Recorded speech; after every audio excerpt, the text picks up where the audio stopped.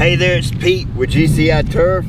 Hope you're having a great day today. And throughout this whole process, no matter what the heck I did, that same low spot, this has been a nemesis for me. I mean, a nightmare. I cannot get this low spot to go away. So one of the best things, or one of the best ways to tell if you have a low spot is water, right?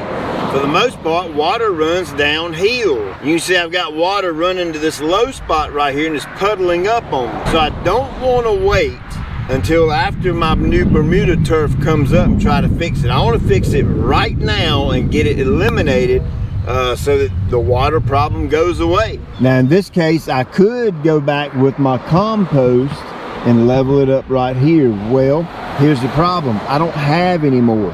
And you had to buy a minimum of 20 yards, and you see the 20 yards spread out over this 7,000 square foot area. I'm not going to buy 20 more yards of it to fix one spot. So the next best thing that I have on hand, I've got some bags of playground sand up there at the shop. I'm going to run grab them.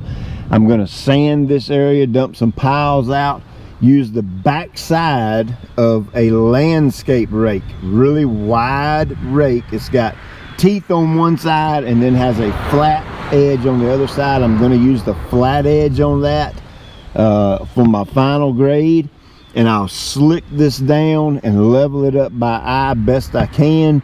Then I'm going to put a little bit more grass seed on there because this is standing water. Grass seed is lightweight and grass seed will float. So you can see the runoff is over here, right? So maybe in a week or so, we'll see if I get some germination over there. And so with me thinking that my grass seed is washed right here, I'm gonna level it, put some more seed down, and then start my watering process just as I've been watering it all along. You can see for the most part, everything's good and moist. It's not soupy wet. Obviously this area is because I've got a water standing issue, but the rest of the place is good and damp, and that's the way I want it.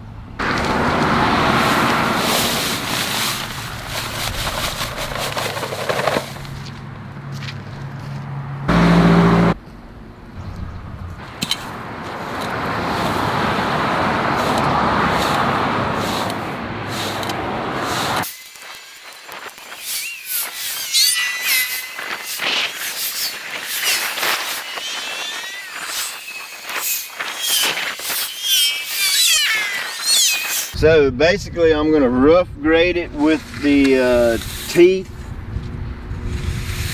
And what I did is I pulled my sand out here to the edge to where it dried up, okay?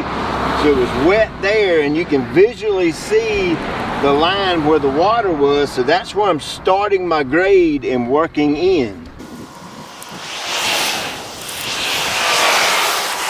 If you'll notice, I'm taking my rake and starting out here where I know I'm flat, and I'm not digging, I'm just barely letting it slide over the ground and continue that path to the inside.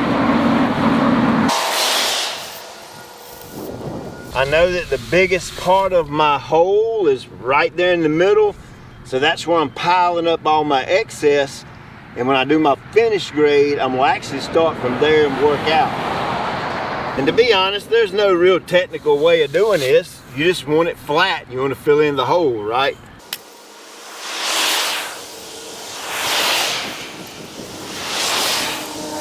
Now, one thing you can do is lay half of your rake on the outside edge where it's flat and half of it inside, and kind of make that first pass and get your outside edge nice and flush with each other.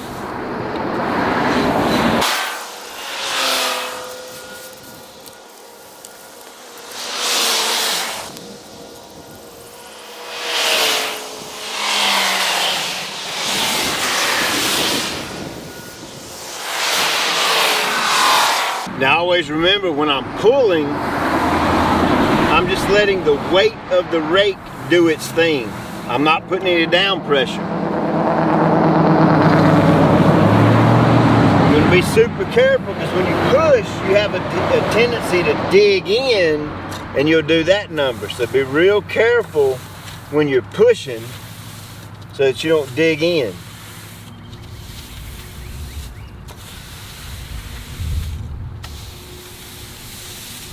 I love working a rake.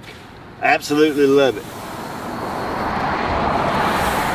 For small areas, I think it's better than any piece of equipment you could ever buy. Probably got a little too much sand down here. So what I'm doing is I'm slowly working that to the outside, and I can get rid of it.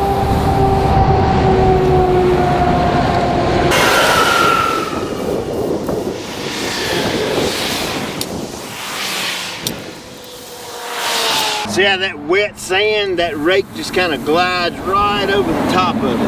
Holy cow, boy, I love it. This will be the flattest spot on the whole yard.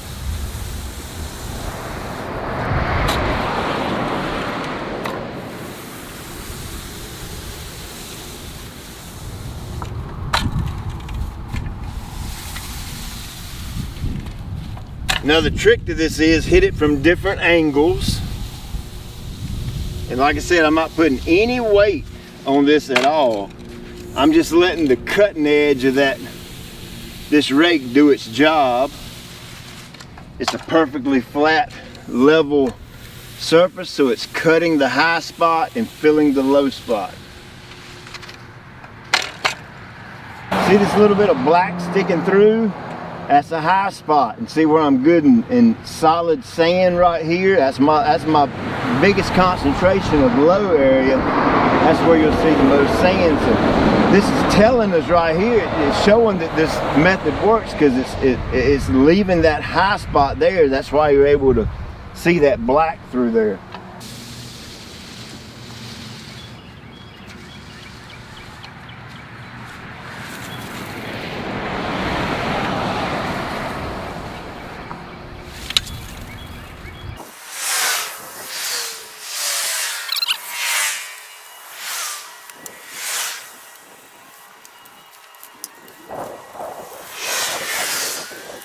And on this final pull, I'm actually holding the rake up just a little bit.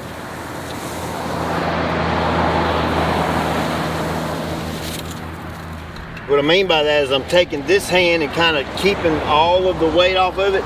I'm not trying to dig right here. I'm not trying to go deep. I don't want to remove everything I just did. So I'm just barely letting it skim. And I'm watching it. I can see it cutting. Oh, you know what? That just gave me a good idea.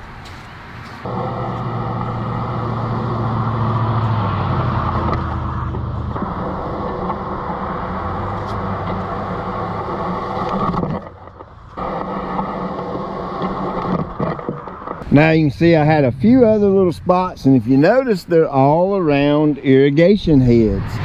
I don't know if it's settled a little bit from the watering or what, but you can see I flattened that off with sand, and then those three spots right there, they're where irrigation heads are as well. This is going to be GCI turf Bermudagrass, seeded just yesterday. Wanted to get out here and get on it, get these spots fixed. I was pumping water to it so I could intentionally find the low spots.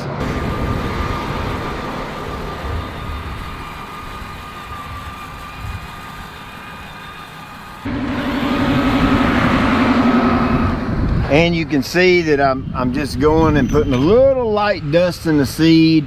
Doesn't take much of this Bermuda seed, 3 to 4 pounds a thousand. So you're talking about no more than about a handful for this area right here. Here's Pete's definitions. Overseeding is when you seed the entire area. That's my definition of overseeding. Whether it be renovation, whether it be aeration and overseeding, no matter what you're doing, if you're seeding the entire area, I call it overseeding. The other is spot seeding, meaning I am putting grass seed on a spot. I didn't seed everything out here. I did that yesterday. I simply seeded the spots that needed some. So now you know my definitions. Say, I appreciate you taking your time out of your day. I hope this helped you. Don't be scared to get on that brand new renovation. Plan on renovating your fescue this fall, or your bluegrass or whatever.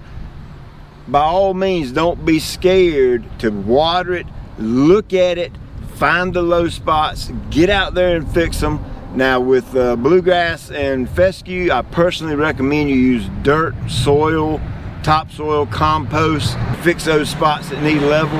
The reason is that's a cool season turf, and that sand right there is going to get hot, okay? And when it gets hot in the summer, you don't want your roots of your fescue sitting in that hot sand. That's the reason I kind of stay away from sand and tall fescue. But I'm telling you, Bermuda, the hotter the better. This stuff's gonna be running like it stole something before long. You watch and see. Say, I appreciate you taking time out of your day to watch. Hope this helped you, and I'll check you later.